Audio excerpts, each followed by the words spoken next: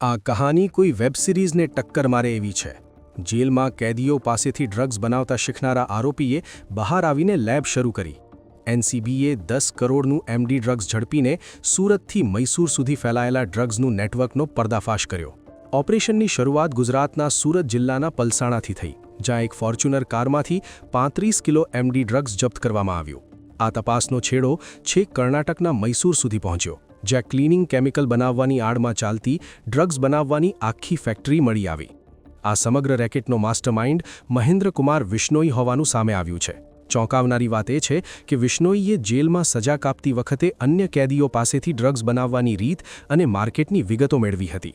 જેલમાંથી બહાર આવ્યા બાદ તેણે 2024માં મૈસૂરના હેબ્બલ ઇન્ડસ્ટ્રીયલ એરિયામાં આ લેબ શરૂ કરી હતી। નાર્કોટિક્સ કંટ્રોલ બ્યુરોએ અત્યાર સુધીમાં વિશ્નોઈ સહિત 4 આરોપીઓની ધરપકડ કરી છે, જે મૂળ રાજસ્થાનના રહેવાસી છે। દરોડા દરમિયાન 500 કિલોથી વધુ કેમિકલ્સ અને 25.6 લાખની રોકડ પણ કબજે કરવામાં આવી છે।